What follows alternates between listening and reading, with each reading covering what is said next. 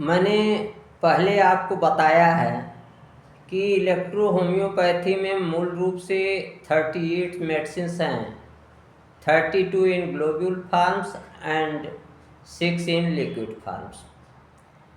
और यह भी बताया था कि इन दवाओं के सीरियल नंबरों में कुछ गैप आ गए थे, कुछ रिक्त स्थान बन गए थे। बाद में जर्मनी के डॉक्टरों ने कुछ कंपाउंड इलेक्ट्रोहोम्योपैथिक मेडिसिन्स बना करके उन गैप्स को पाट दिया। आप जानते हैं कि इलेक्ट्रोहोम्योपैथी इटली की खोज है, लेकिन इन गैप्स को पाटने में जर्मन के डॉक्टरों का योगदान रहा है। उन्होंने सोचा कि किसी भी व्यक्ति को इलेक्ट्रोहोम्योपैथिक दवाओं की जो सीरियल नंबर हैं उनमें गैप से कन्फ्यूजन हो सकता है। इन कन्फ्यूजन को दूर करने के लिए उन्होंने मूल औषधियों को आपस में मिला करके कंपाउंड मेडिसिन्स बना दिया और इस गैप्स को पाट दिया। तो हम यहाँ यह देखते हैं कि स्क्रोफोलोसोज नंबर 3 और 5 के बीच क्या गैप है? S4 का। स्क्रोफोलोसोज नंबर 4 का गैप है। और स्क्रोफोलोसोज नंबर 6 और 10 के बीच S7, S8 और 9 का गैप है। इसी तरीके से कैंसरोसो नंबर 6 और कैंसरोसो नंबर 10 के बीच C7, C8, C9 का गैप है। इसी तरीके से कैंसरोसो नंबर 10 और 13 के बीच जो है 12 का गैप है। इसी तरीके से 13 और 15 के बीच C14 का गैप है। और इसी तरीके से C15 और 17 के बीच C16 का गैप है। तो इस तरीके से जो रिक्त स्थान थे इनको जर्मनी के डॉक्टरों ने विभिन्न मूल औषधियों को आपस में मिला करके इस गैप्स को पाट दिया, इस गैप को भर दिया। अब देखते हैं कि S4 को S2 और BN1, स्क्रोफोलोसोज नंबर 2 और BN1 को मिला करके S4 बना दिया गया। S1 और A1 को मिला करके S7 बना दिया गया। S1 और A3 को मिला करके S8 बना दिया गया। S5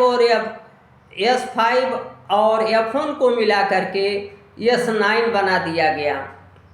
और सिंथेसिस में S1, LIMF1, A3, P1, F1, BN1, C1 और WR1 को मिलाया गया।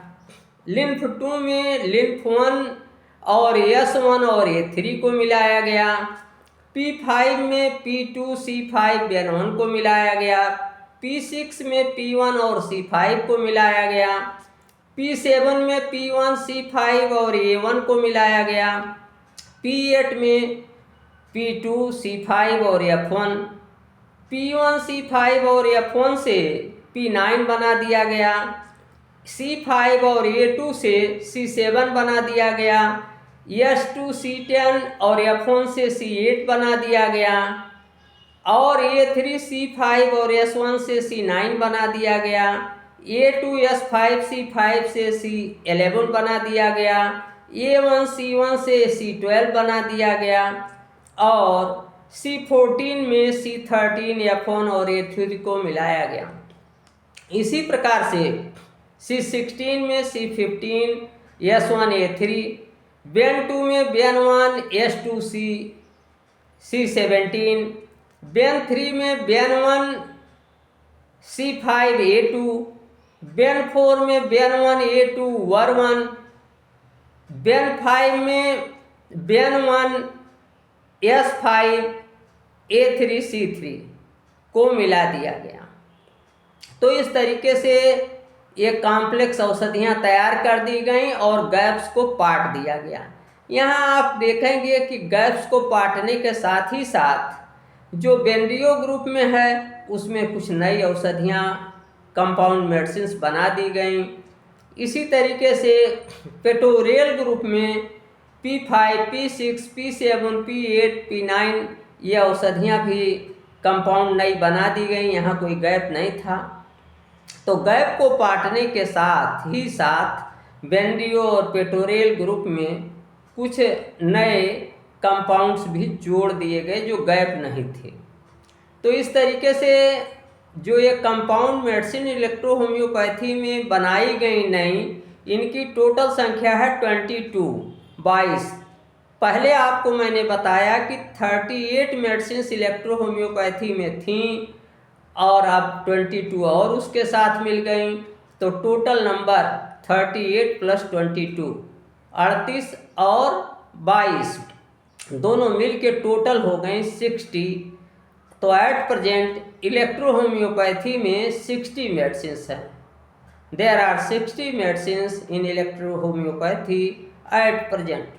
और मैंने आपको बताया था कि इलेक्ट्रो होम्योपैथी में 114 प्लांट से 114 पौधों से इलेक्ट्रो होम्योपैथिक दवाएं बनाई जा रही थीं, लेकिन एक पौधा थोड़ा मादक होने के कारण, जिसको कैनाबिस सटाइवा कहते हैं, भांग का पौधा है, तो उसको ये जो है लसाटिवो, स्क्रोफोलोसोज लसाटिवो बनाने में काम आ रहा था, तो उसमें इसका उपयोग बंद कर दिया गया। कैनाबिस सटाइवा का, गांजा भाग का ये उपयोग बंद कर दिया गया। अब वर्तमान में 113 प्लांट से ही इलेक्ट्रो होम्योपैथिक औषधियाँ तैयार की जाती हैं। तो वर्तमान में 113 पौधों से कुल 60 इलेक्ट्रो होम्योपैथिक औषधियाँ तैयार की जाती हैं, जिसमें 38 मुख्य हैं और 22 कॉम्प्लेक्स औषधियाँ हैं जो मूल औषधियों को आपस में मिला करके बनाई गई हैं। तो इस तरीके से आपने देखा कि अगर कहीं आपको S2 और बेन-1 देने की आवश्यकता है तो वहाँ S4 से ही काम चला सकते हैं। पहली तो बात यह हुई, कहीं अगर आपको S2 और बेन-1 दोनों औषधियों के देने की आवश्यकता है तो वहाँ S4 से काम चला सकते हैं। कहीं आपको S1, C15 और A3 तीन औषधियों को देने की आवश्यकता है तो वहाँ C16 से काम चला सकते हैं। कहीं आपको लिम्फ-1, S1 और A3 देने की आवश्यकता है तो वहाँ एक ही दवा लिम्फ-2 से काम चला सकते हैं। इसके साथ ही साथ एक और इसका महत्व है कि मान लीजिए लिम्फ-1 और S1 और A3 को आप शक्ति में, पावर में, जैसे सेकंड, थर्ड, फोर्थ या किसी डाइल्यूशन में दे रहे हैं, तो उसकी शक्ति को मजबूत करने के लिए F2 जो है, लिम्फ-2, उसे आप जो है सूखी गोलियों के रूप में दे सकते हैं और इसके साथ ही साथ इसका बाह्य प्रयोग भी कर सकते हैं। तो इस तरीके से ये जो कॉम्प्लेक्स औषधियाँ बनी हैं, ये मूल औषधियों के शक्ति को कायम रखने के लिए, उनके लाभ को बढ़ाने के लिए, चिकित्सा में जल्दी से सफलता प्राप्त करने के लिए इनकी आवश्यकता है और इन्हें भी हमें मूल औषधियों के साथ प्रयोग करके लाभान्वित होना चाहिए। आज बस इतना ही। नमस्कार, मैं डॉक्टर प्रेम नारायण।